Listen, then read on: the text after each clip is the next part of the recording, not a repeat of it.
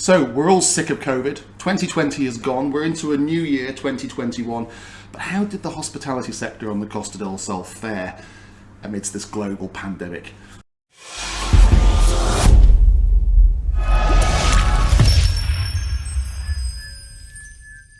With me today, I'm delighted to have Fede Gonzalez, who's the Chief Executive Officer of Sala Group Holdings. So amidst your portfolio, you have obviously the very famous venue in Puerto Banús, La Sala, you have Sala Beach Club, two sort of beacons of the coast really in terms of the hospitality industry. People know them, they party there, they have celebrations there. So I thought I'd drag you in, been trying to get hold of you to spill the beans really on what your year was like during this. I mean, we're nearly coming up to a 12 months of this global pandemic, and we know that the hospitality industry worldwide has been hammered because of this pandemic.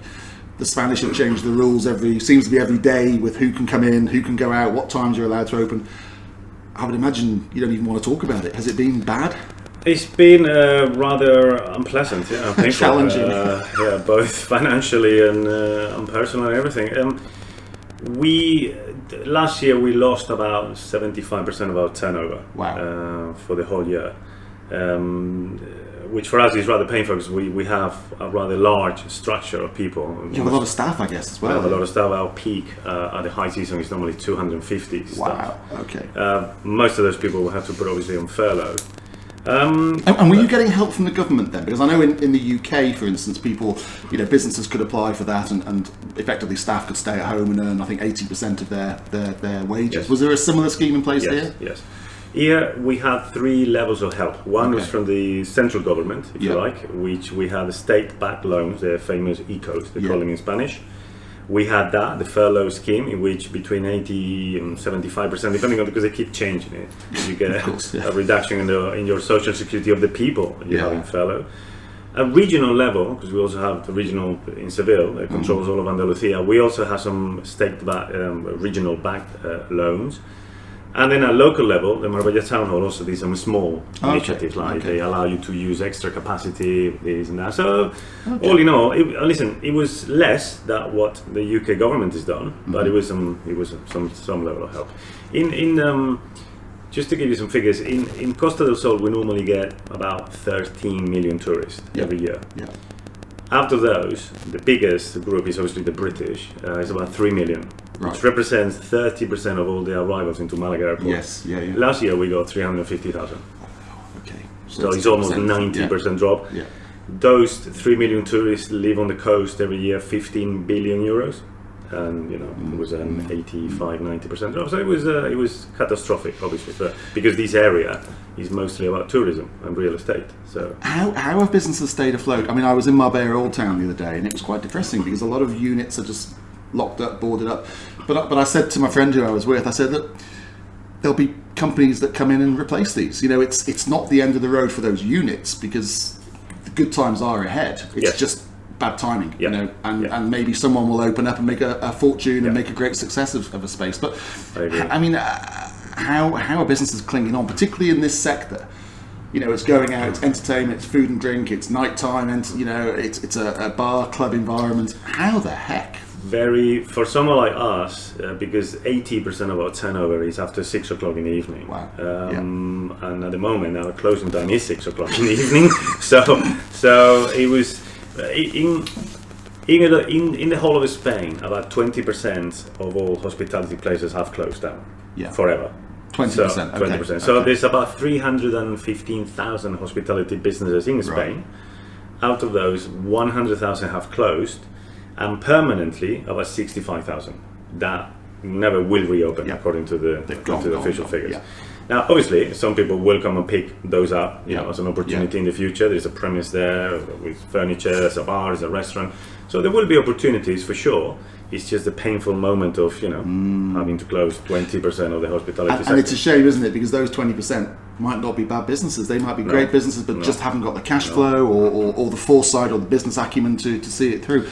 Because what I love about La Sala is that, I mean, crikey, over the last year, I guess you've had to reinvent yourself so many times into a lunchtime venue, an evening venue, an after-work venue, and you're very good, I think, at keeping people informed, keeping your. I mean, I get emails from you guys, and I actually, because I pass your venue quite a lot, around the Lucia, it's quite a prominent position, isn't it?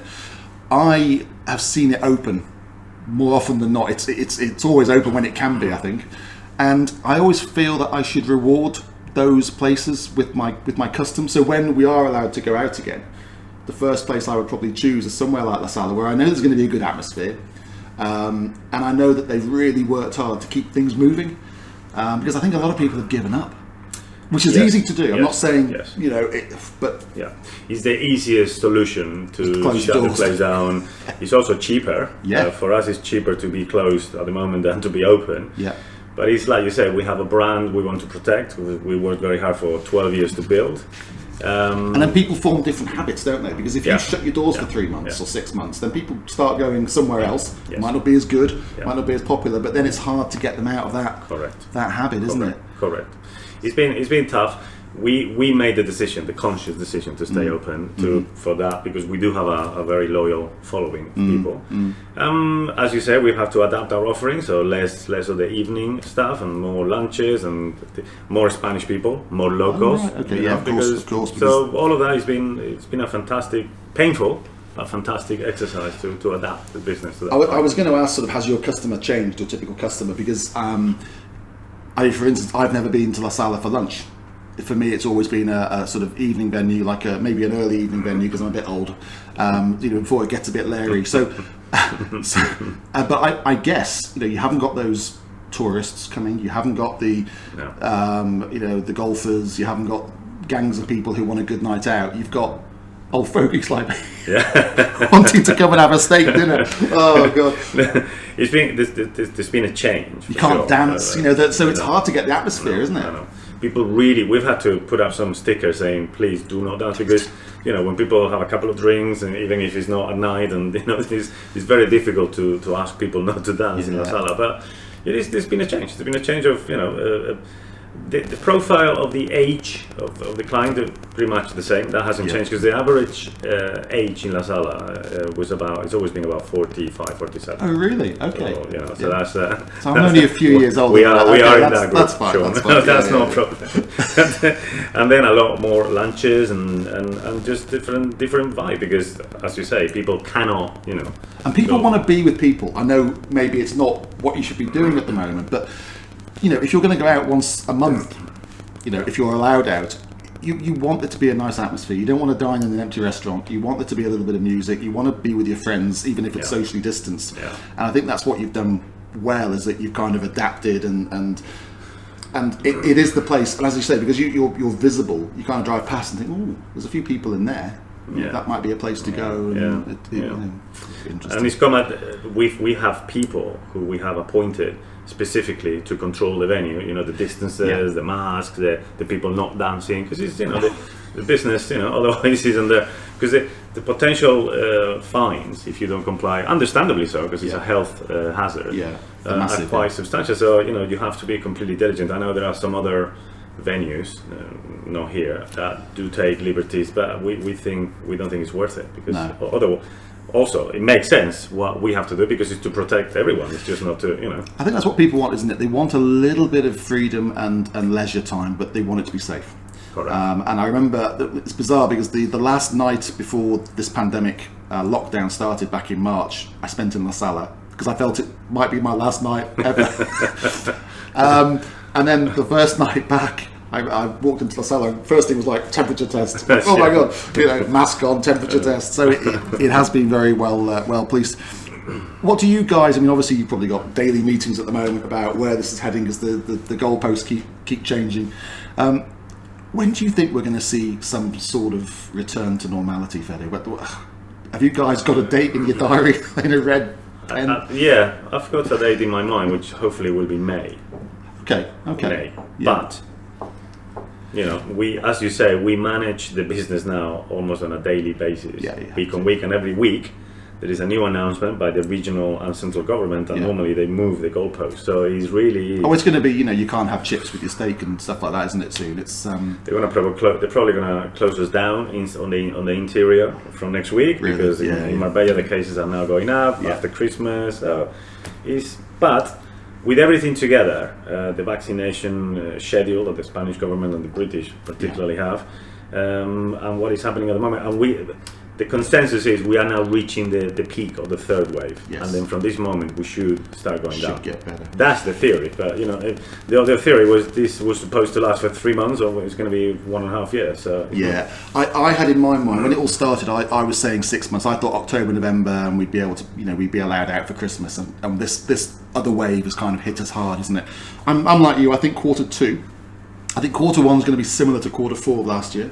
I think Q2 we're going to start seeing planes flying again. I think you're probably going to need a vaccination card or something to get on a plane. But I think that the impression we get from our clients is that they just want to get out wherever they are, whether it's the UK or France. They just want either a holiday or to move. They just want to travel. They've just had enough. And I think I agree, because yesterday I was watching the BBC News, and these little headlines are up here at the bottom. There was one that said EasyJet holiday bookings up 250% for the summer.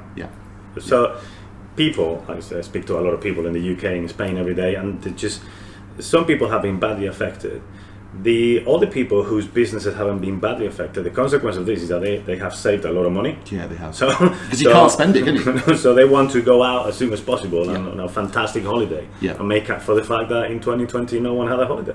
It's absolutely. I mean, I'm the same. I want to go back to London and see people, but I think what's going to happen here in terms of property transactions and buyers is that people are going to just want to come here. They're all going to want to come at the same time, April, May, June. And I think we're going to see a really busy summer as well. How are you guys are you able to cope? Because I think we're going to see a bit of a boom, because everyone's going to want to be where the sun's shining. Are you set up for that? Are you looking forward to that? Listen,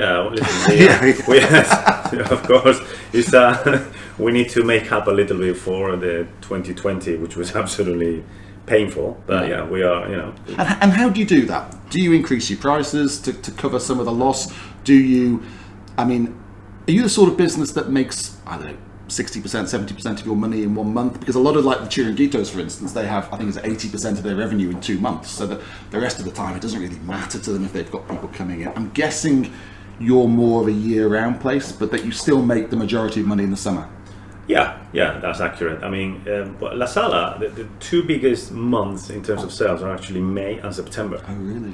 Because during June, July, August, people tend to gravitate towards the beach. The beach clubs and the Chiringuitos. And there's more competition, I guess, as well. La Sala makes money all year, but obviously it's highest in May, September, and in the middle of the summer. So, because Marbella in itself is seasonal. This is from March, from Easter to September is where most people come here. Most of the 3 million British tourists that land in Malaga every year, a lot of them, or most of them, come to Marbella. So, and that's just from the summer. So. Very interesting. Have you any new ideas that you can share with us, or anything that you're planning for when people are able to get back, or is it just more of the same? Stick to the winning formula. Don't do it slightly better if you can. That's listen. We as a business, we are proud that since we opened 12 years ago, every year we've done a little bit better than the previous one. The old say, if it's not broken, don't fix it. There is nothing in our eyes we need to. We always strive to improve every year. We have a very active marketing department that comes up with new initiatives. We spend a lot of money on marketing. We spend a lot of money on entertainment. We have live music every day, and we have a big group of people that cost us a lot of money that no one can see, but that make the business together with everyone in the venues what it is today. Which is, as you said, it's just sticking to the same formula and keep improving every year. Very good. This wasn't meant to be an advert for La Sala, by the way, but I will say that every time I've been there since the start of the pandemic, I felt well entertained and well looked after. So credit to you for creating that environment where people feel safe but also happy. Thank you. And I wish you all the success in the world, and I'm looking forward to dancing and drinking and eating in La Sala again with my friends, whenever that may be. Hopefully, as you say, May, June time. But thank you for coming in and just giving us a snapshot from your perspective. I know you're a very open and honest guy about the troubles that you've had in the last year and the plans afoot for 2021. So thank you, Fede. My pleasure. Thank you very much.